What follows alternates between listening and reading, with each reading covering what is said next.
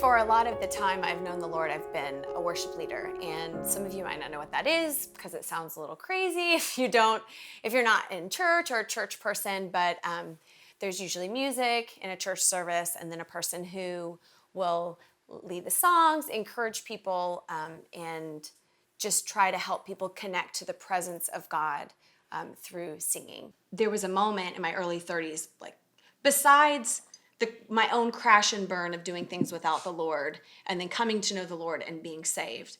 I had a huge just ministry and personal crash and burn in my early 30s. And I didn't even know it was coming. I mean, it was like, I'm doing ministry for the Lord. And it was like, I felt like doors were opening and doors were opening. And even I was remembering while we were thinking about this, what I felt like he was saying to me is, in it all, rest and watch me work. And so I would rest in my worship and I would see, I would just wait. I didn't even know what he meant, watch me work. I'm like, work on I don't know what. But then time would pass and I started to see doors open and I started to see God entrust me with more responsibility in the area of worship and in ministry. And then the doors kept opening and they kept opening. And then I started to strive and really rely on my own strength. And I had a somewhat of a crash and burn moment, maybe in my early 30s. So then when certain doors started to open that really I was hoping would open or things that would happen, they went so different than I would have thought how God should have done it or would have done it. And it brought out some of the ugliest parts of me that I had thought were healed and done and gone. And there was a moment I entered, it was like a forced rest, where I'm like, okay, like we got to shut this thing down.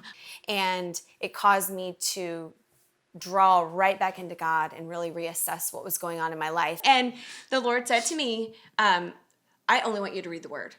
No chewed food, nobody else's word, nobody's books, nobody's messages, nobody's sermon. Like, I want you to put your face back in here and talk to me. And I want you to relearn who I am. And he kind of held up a mirror in his love and grace. I mean, it was a crash and burn, but he held it up beautifully and sweetly. And I was like, okay,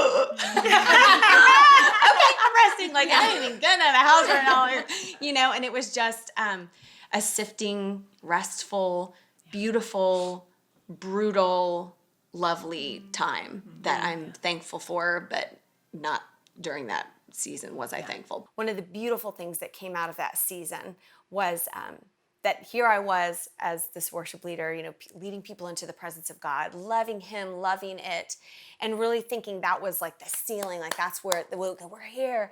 And God just showed me in that other season of pulling back and being home and serving my family that worship was peeling potatoes and just singing to him, or not even singing, just peeling potatoes and serving my family, and knowing that what I was doing was in service to my family, which is what he had asked me to do.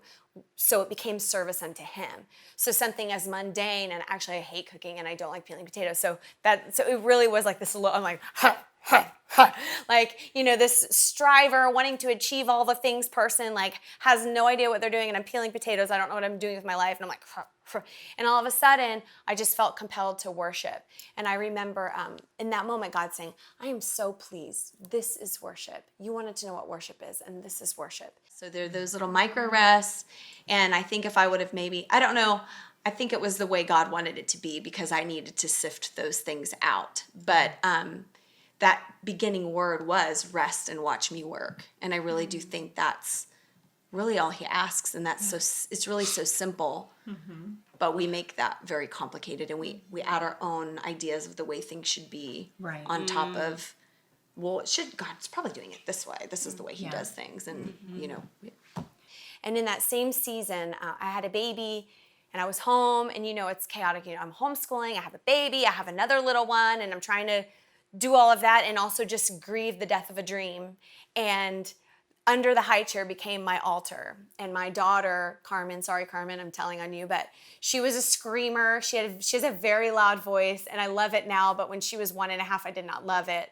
And she would just be in her high chair, like throwing her food down, and I would be under there cleaning. And I clearly remember a time where I felt so, coming from a place where I was on a stage and leading people in worship, and it was exciting and it was a dream, to this kind of low place of being on the ground, like just cleaning up someone's crumbs and being maybe what would be perceived as put on a shelf. It's where I experienced the presence of the Lord the deepest. It almost became an altar. And I remember one day, and this is going to sound kooky and creepy to some of you, but I literally just laid down the floor in surrender under my daughter's high chair. And it just became this sweet place that was an altar for me. And honestly, I'm so thankful for the broken and the death of that dream and what occurred. I'm so thankful for it because it really did teach me a deeper level of worship and compassion, and really did give me a heart just for other women, and to see women and other people in that spot, and to call them into deeper places with the Lord. So I'm truly thankful for that rest. It didn't feel like a choice. I did have a choice to surrender in that moment, but I'm thankful that God gave me that choice and that I took it.